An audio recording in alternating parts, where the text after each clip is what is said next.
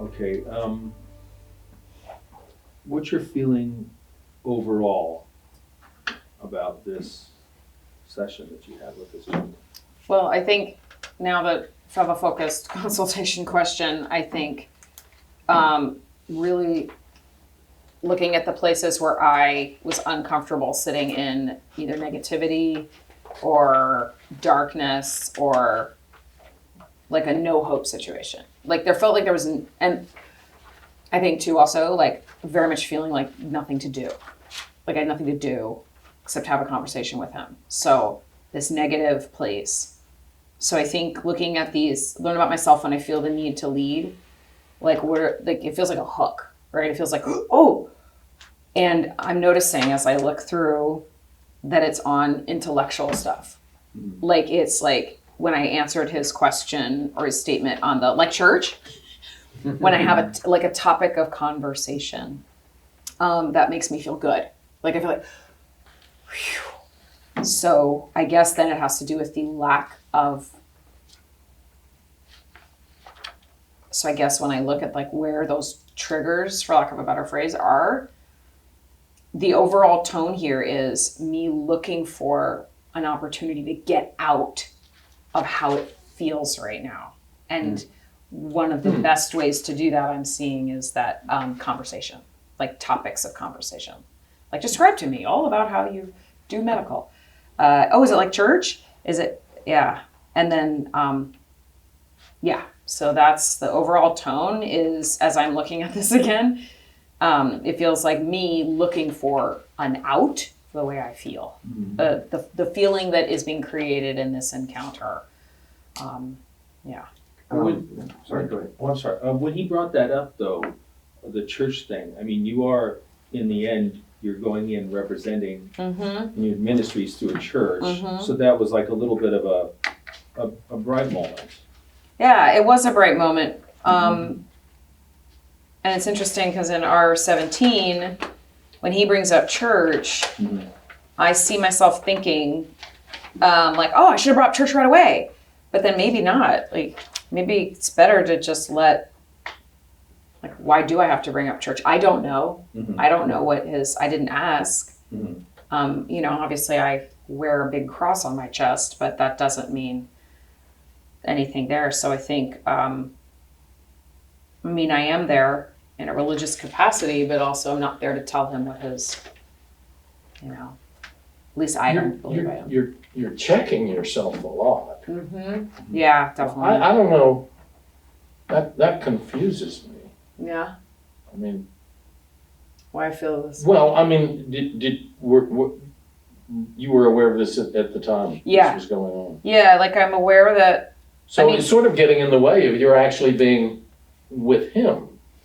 Does it feel like that? I guess I go to my head right away. Yeah. Like when I feel like, is this the right? That is you're judging yourself. Common refrain in my head. At every turn, almost. Common refrain in my head is this the right thing to do? Am I supposed to do this? Is this bad? Is this good? And it's kind of getting in the way. Maybe. Sure. But on the other hand, but you're moving it too, so it's going somewhere. Mm-hmm. It's going somewhere anyway. Mm-hmm. Yeah. On the emotional content, could we look at 827? You have a very strong description of what's going on in your body. Mm-hmm. Sweating, yes. Right.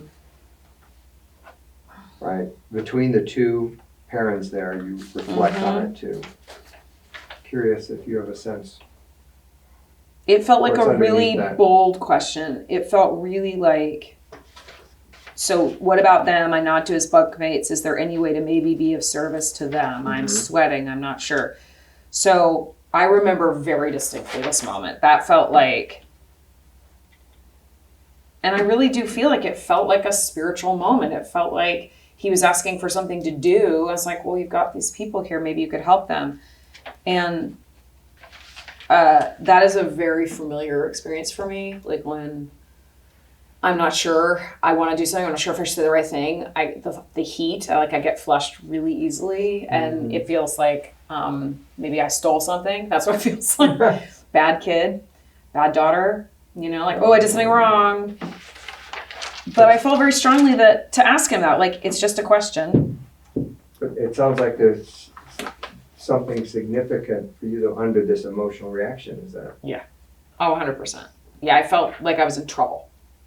Do you know where that comes from? Yeah, totally from my family, you know, like family of origin. Just like, we're very buttoned up, very always sweater sets and pearls, look good at church. Like, church wasn't for God, church was so we could all look good. And we're also, I think too, is also like very can do. Like, very much like, you're worth what you produce. You're worth how smart you are. And so I think this moment of, I felt very clever, but then I also felt like, oh, shut up.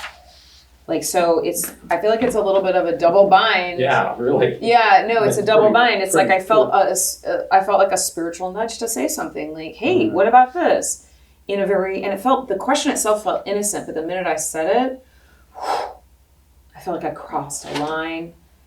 And that is definitely family of origin. And that thing that's in my head all the time, of is this the right thing to do, not the right thing to do, that is So, kind of constant. so this connects with your being in your head all the time, this, And I usually get Emotional. really visceral body responses too. you describe a lot of body responses. Yeah. Yeah, like the other thing I'm just realizing now too is that I kept, whenever he mentioned how he would talk about his bunkmates in a negative way, I would look to them like they were going to get upset with him. Yeah. And it's like, he's in the cell with them. I think he probably should know how to talk about them. It's not my business. But that kind of feels like, So who are you worried for?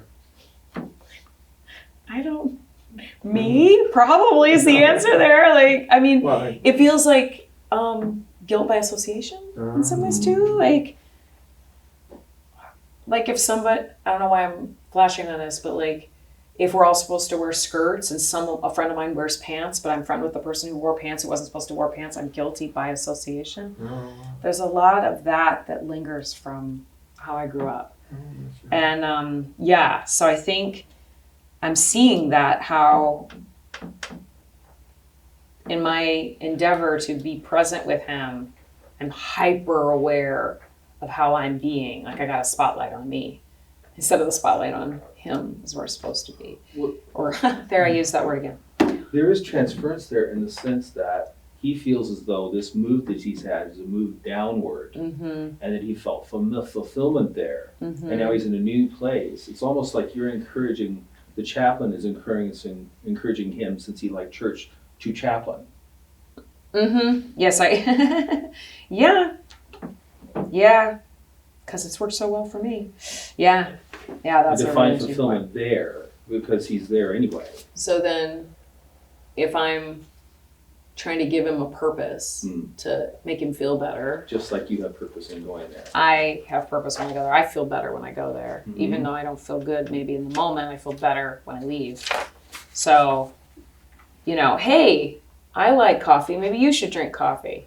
So kind of that way of, and that's very much, that is a real sticking point of transference, I think, for me. And I think that actually goes back to the question of leading. When I feel the need to lead, my form of leadership is, come on over to my side. Let's go over here. It's great. So, hey, I'm a chaplain. Why don't you be a chaplain? So that's very uncomfortable to say that out loud, which just probably means it's a good thing to learn about myself. In R26, he mentions there's nothing to do here. Yeah. And I'm wondering what would have happened, because then you offer us, in A27, you offer a solution to that statement.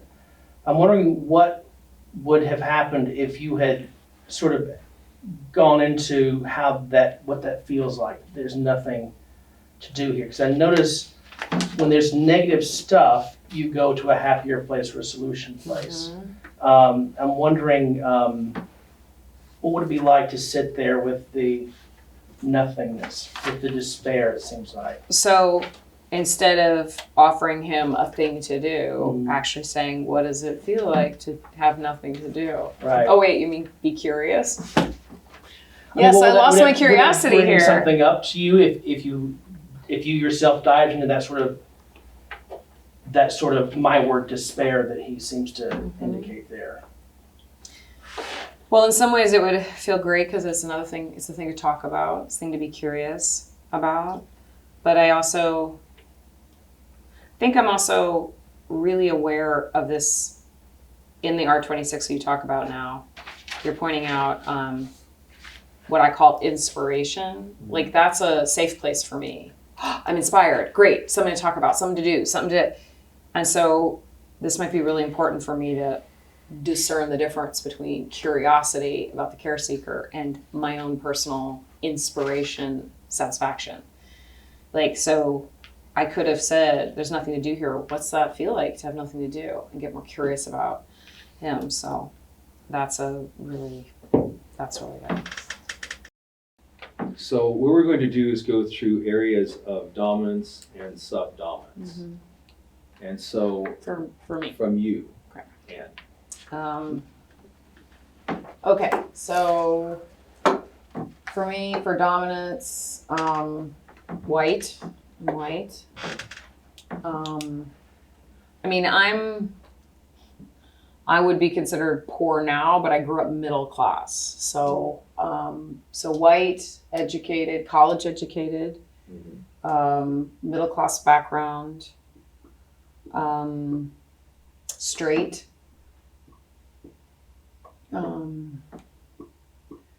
Thin. Even though I'm older, I'm young looking.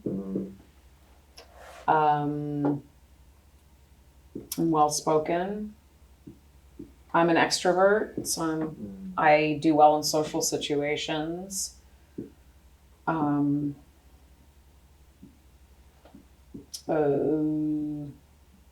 attractive by sort of common standards.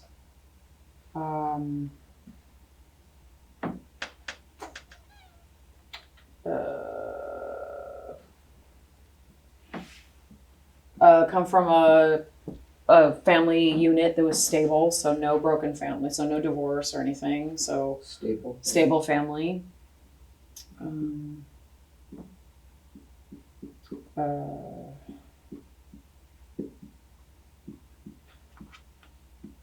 You're housed, Housed, yes, thank you. Housed. food secure. Food secure, yes. Wait, food, you said you Housed, own I a own house? a, well, I have a house. Have a house, okay. Yes, I mean, it's an apartment, but I'm housed. Okay. Yes, food secure.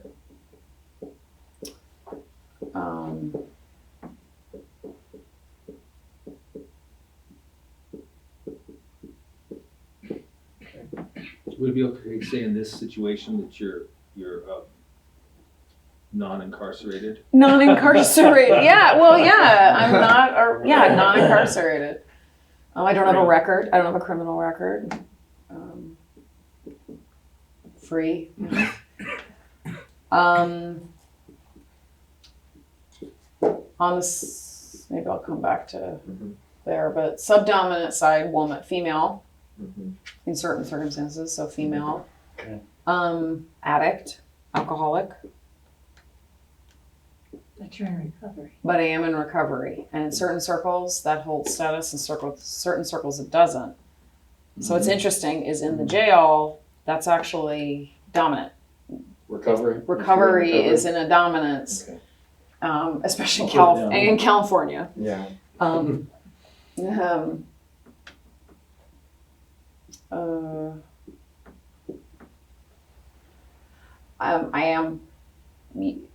not financially secure. So even though I came from the middle class background, I personally am not financially secure.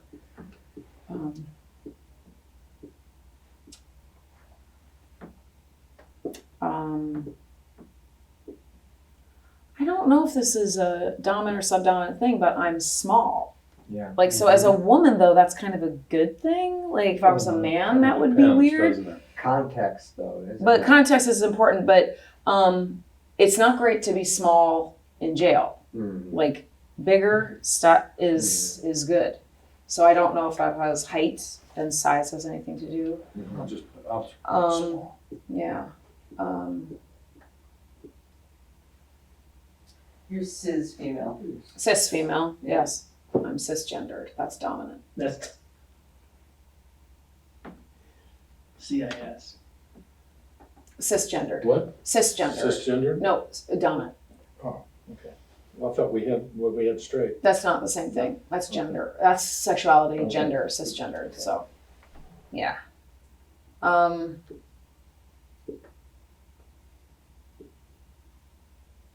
You're married. Married. Dominance. Mm-hmm. Depends. Yes, exactly. Exactly. This is a context one too. Yeah. Oh, and Christian.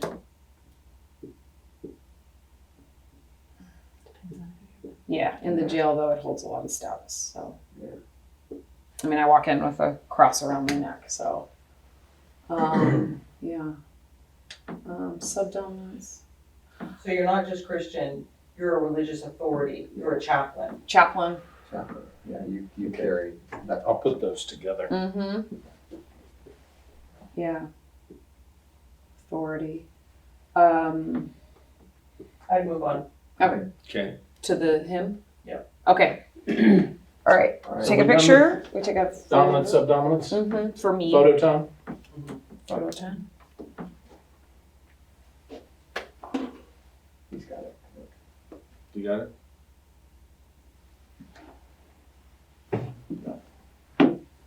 Okay, and so then now for him. Mm-hmm. One Wait moment. till he, Mm-hmm. please stand by. Okay.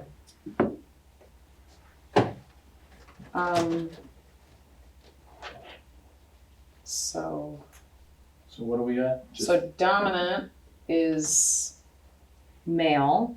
He's Um,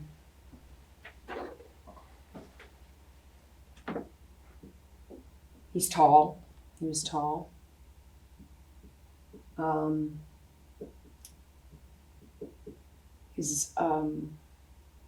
He was well spoken. He didn't speak, even though he was Latino, he did not speak with any kind of accent.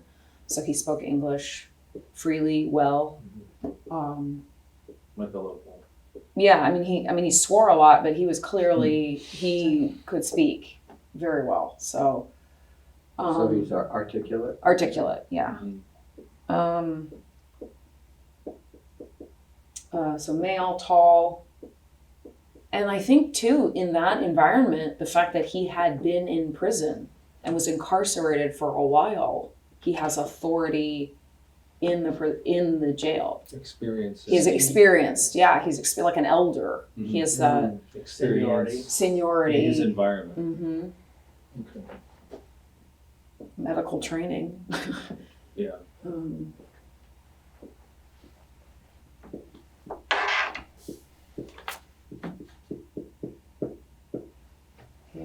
Yeah, prison. Did you want medical training?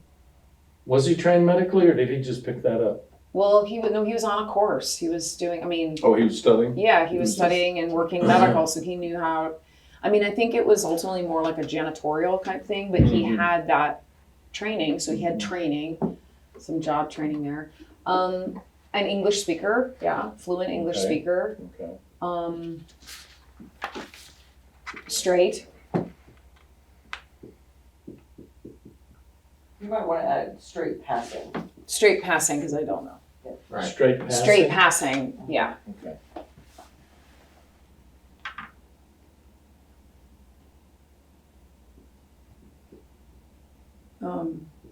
Did he seem intelligent to you? to Yeah, some degree? super smart, just super smart. Intelligent? Intelligent, observant, yeah.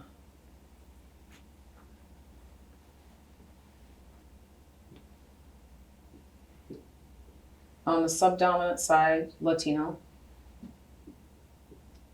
Incarcerated. Can I ask you a question about that Latino part though? Mm-hmm. Where he's there, could that also be a dominant thing though? That's a good point. Is there a lot of Latinos? It Or is this his relation to her? Is it has to do with just with his relation to her, or are we making a larger, are we seeing it a Well, larger? Good question. I mean, in the jails, everything does get organized by gang, by skin color a lot of the time. And I couldn't see his bunkmate, so I have no idea what's in his cell. If he's with a bunch of other Latinos from a fellow gang, then that's a dominant. Right, right. But he is in an environment where he gets moved around a lot. So I would imagine when he was in prison, he could find and be part of his dominant group. But in jail, they throw you where they throw you. So I don't know. From the way he was standing in the cell, he was up before everybody else. He wasn't afraid. He was not afraid. It's back to your seniority. The seniority thing. Also, Confidence. I mean, he grew up poor. So, poor, for subdominant. And a troubled family. And alcoholic broken family. Okay. Yeah. Okay. Yeah, broken family.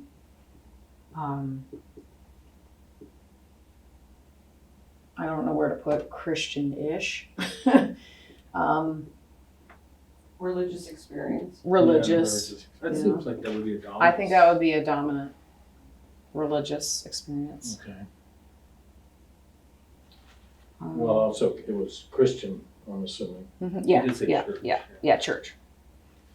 Okay, so asking, as far as differences, let's posit if you had a care seeker that was of a different race, say it's a she who is white, who is older and of means, would that have changed your view? Yeah, I'm thinking in some weird way I might have been more chatty, although I was pretty chatty here. But I might have been more chatty.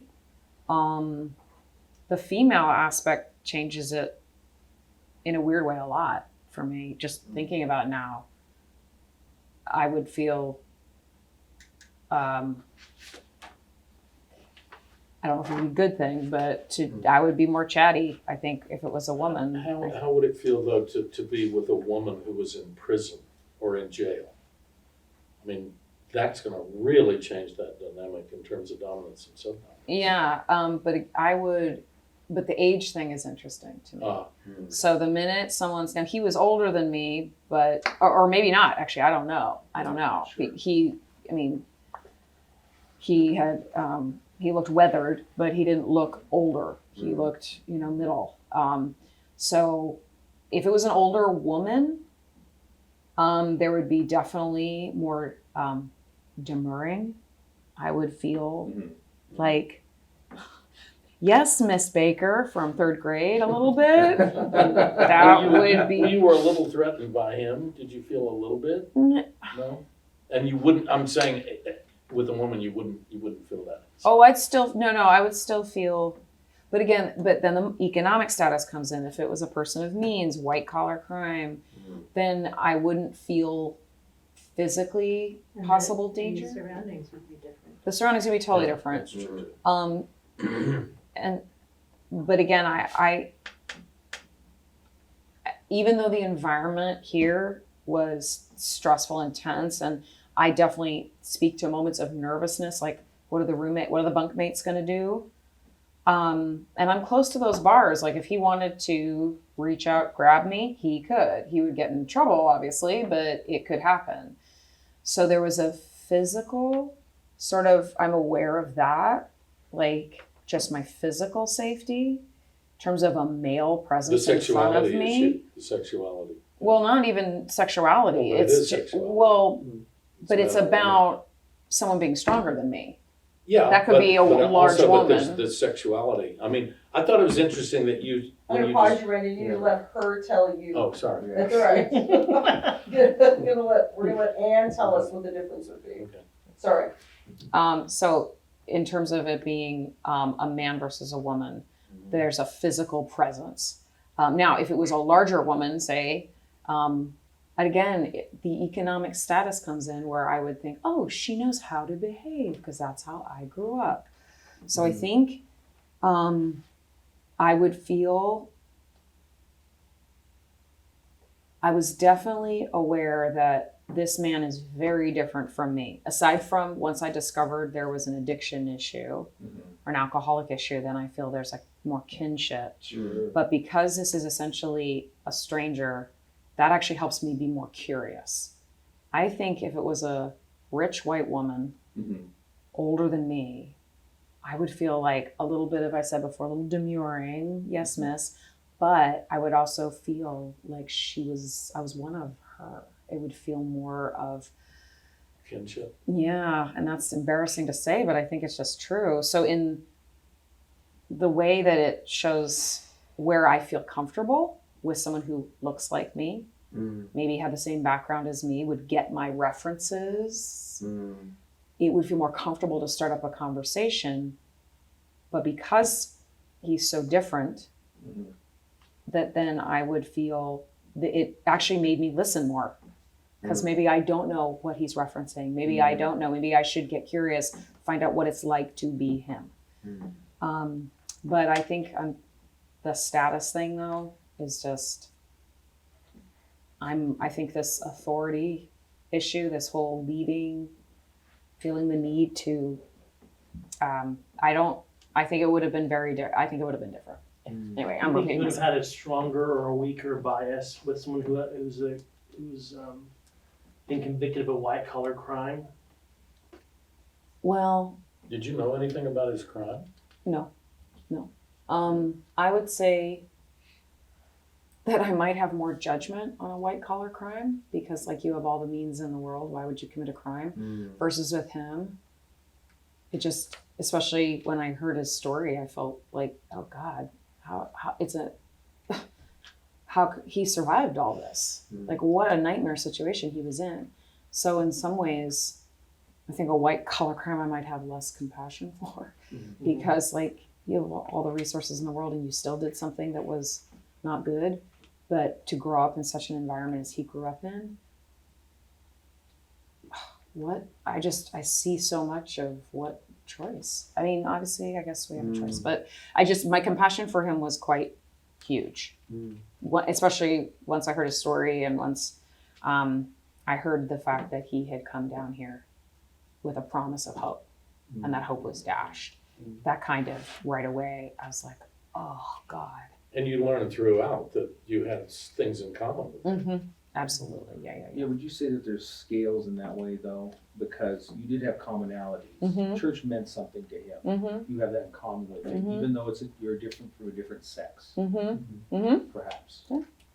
Yeah, I mean, and again, I think when I look at this in terms of where I'm looking for a conversation topic to stay out of the feelings when someone is so different, this is a great practice for me to like have to stay in the feelings because we might not be able to talk about, the sports team or whatever. I think it would be very different. And I think it would be very different. But not necessarily better. Oh, not better or worse. I'm Right. not, just different. But again, because it's so different, I have to actually pay attention and be curious. So there's sort of a forced, good way, forces me into that. I'm interested in the distinction. Could you talk a little more about the distinction between the white collar crime and the presumptions about the crime that this gentleman would be in for? I guess I'm making a presumption, but I guess I feel like I'm just curious about I think I share that bias with you, and so that's part of motivating my question. I think if a white collar crime, then you have, I guess it's the difference between, I don't know if I can describe it exactly, but I feel like if you're from a certain economic status, that gives you resources, you have food, you have a secure neighborhood, you're not in terror that someone's going to shoot up your house, or and not to say everybody has suffering, I know that, but that if you're embezzling from your company, Fortune 500 company, I guess it's like, really? You don't have enough? A little judgment in there on that, whereas, so I think that, I don't know, I feel like also a white collar crime is that a person who's not seen. Yeah, the potential she or whoever the he even of means had options that this gentleman perhaps would not have had. Yeah, and perhaps Well, I don't there know. are I'm other- making an assumption. I mean, you can be a very poor person and be an art embezzler. That's a white collar crime as well. That's true. That's true. That's true. I mean, this is totally speculative because you could get in a room with somebody that is a white collar criminal and you could feel just as bad for them as you do this guy. Absolutely. Given the yeah, situation, That's it right. could be their reaction to their crime, That's right. you Yeah. know, so.